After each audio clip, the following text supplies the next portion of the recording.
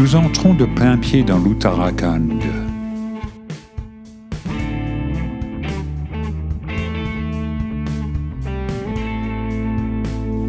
Nous sommes à Rishikesh, au bord du Gange.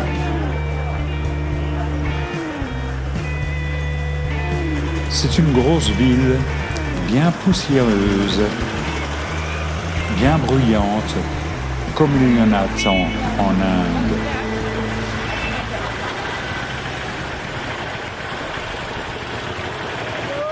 Et là, nous flânons à loisir devant les boutiques de tailleurs.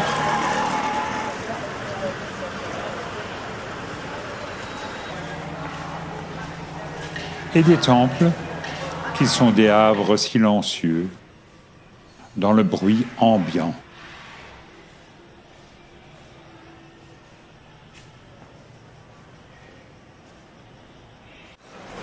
À l'époque, il y avait encore des téléviseurs noirs et blancs qui se vendaient.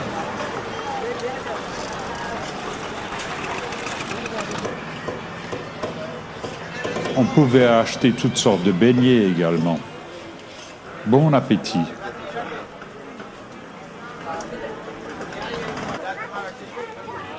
Il y a des marchands de laine qui vendent en même temps des chaussures.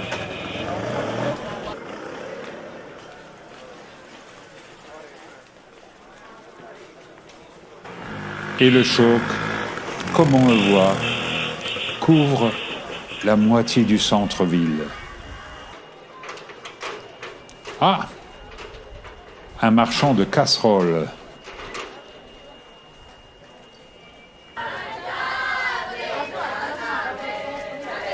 Tout ceci pendant que d'autres tressent des couronnes avec des billets de banque.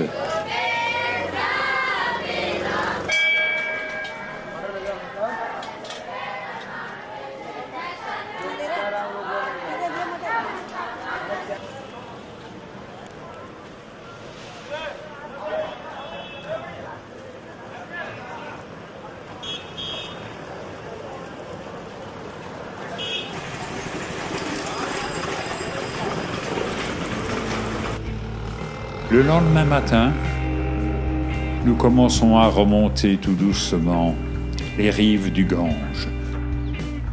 De l'autre côté de la rive, il y a un ashram à côté de l'autre. Et parmi eux, il y avait l'ashram où les Beatles ont séjourné. Il paraît qu'il est désaffecté.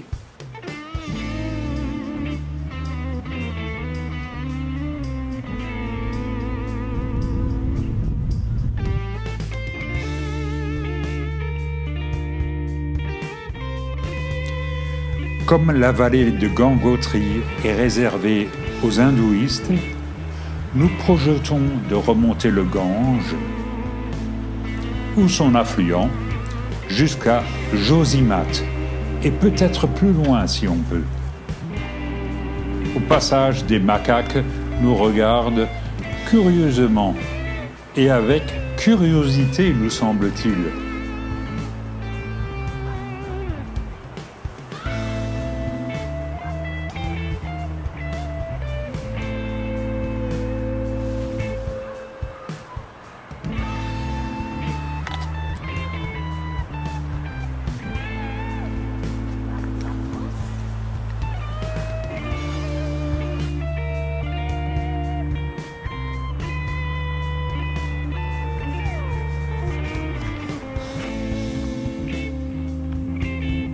Au loin, nous redécouvrons la chaîne de l'Himalaya.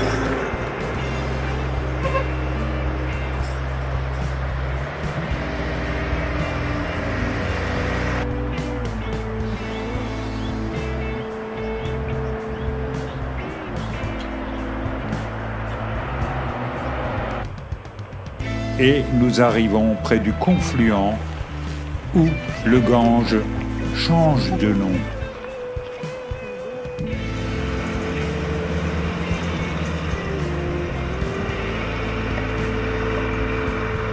Et les cultures en terrasse succèdent aux cultures en terrasse.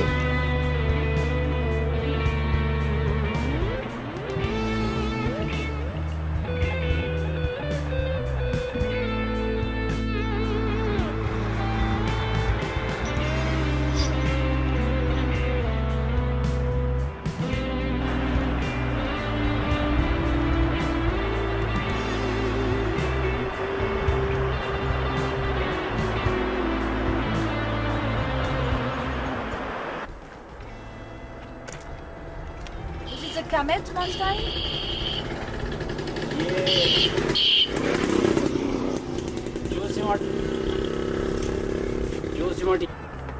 Le Gange a pris le nom d'Alaknanda, la rivière qui en est l'affluent principal.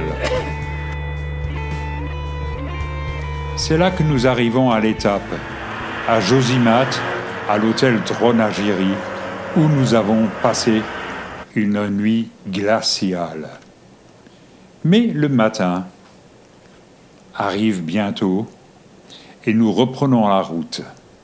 Notre Maruti s'enfonce vaillamment dans l'Himalaya et nous allons vers Bandrinath. C'est là que des panneaux nous incitent à faire très attention, surtout quand on considère l'état des ponts.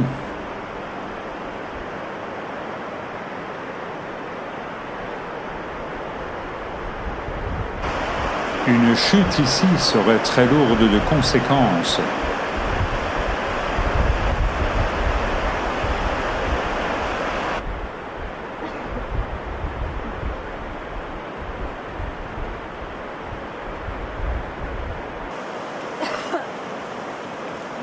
En chemin, nous nous arrêtons dans un sanctuaire sikh.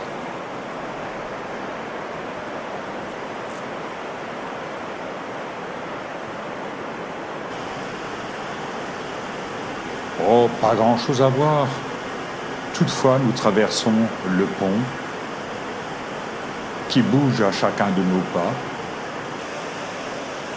et nous admirons l'eau bleue du torrent.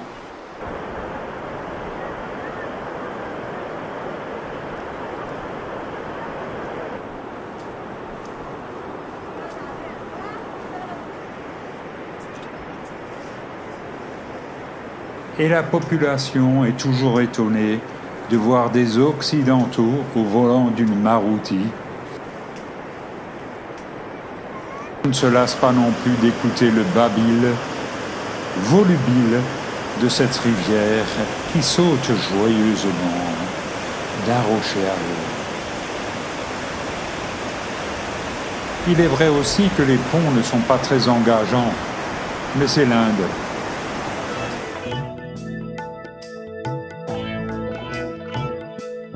Bandrinath nous attend.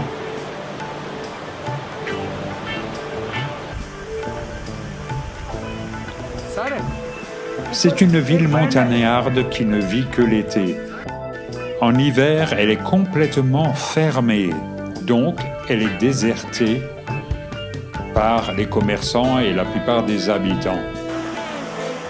Il n'y a qu'une escouade de militaires qui reste pour garder les propriétés et pour que les pillards ne s'y mettent pas.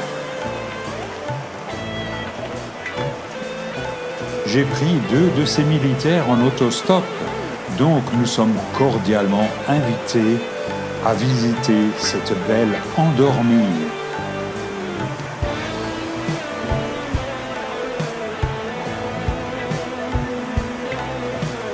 Nous accédons au centre en empruntant une passerelle vertigineuse.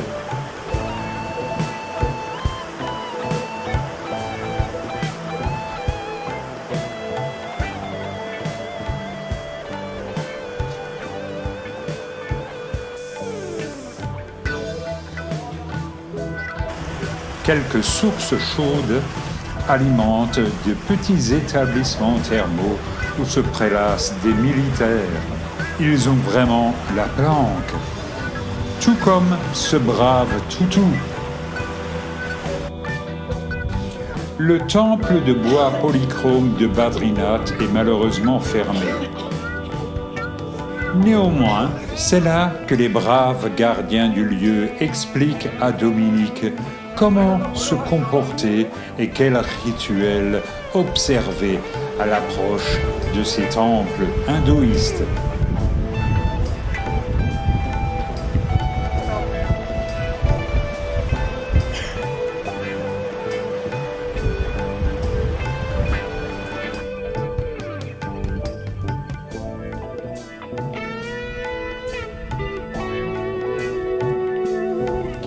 Avant de quitter ce lieu sympathique, j'en profite pour filmer le mont Nilkantha.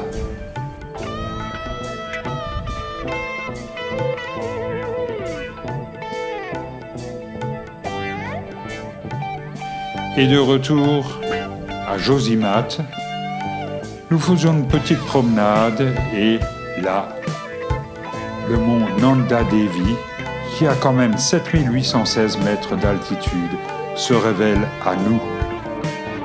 Il fait partie d'un parc naturel. Nanda Devi, la déesse de la félicité, est la plus haute montagne entièrement en Inde.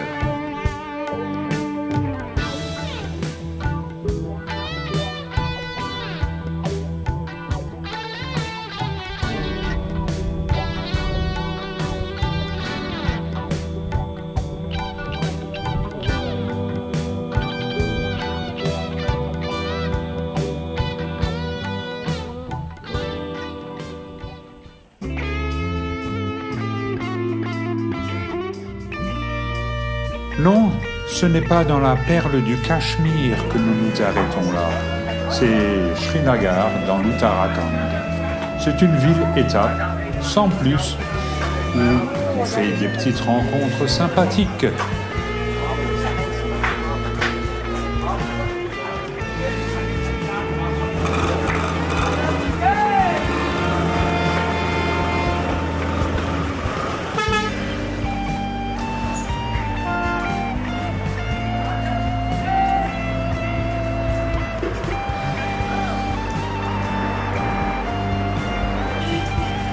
C'est aussi un endroit où on peut s'arrêter et se restaurer, si on a l'estomac bien accroché, bien sûr.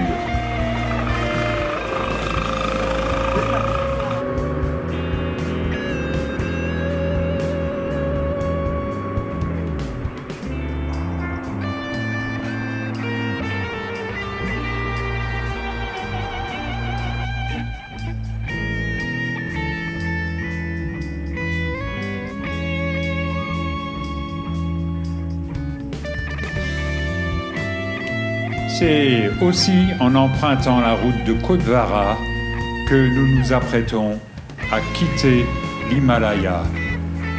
Nous nous arrêtons encore pour prendre quelques vues inoubliables sur les sommets.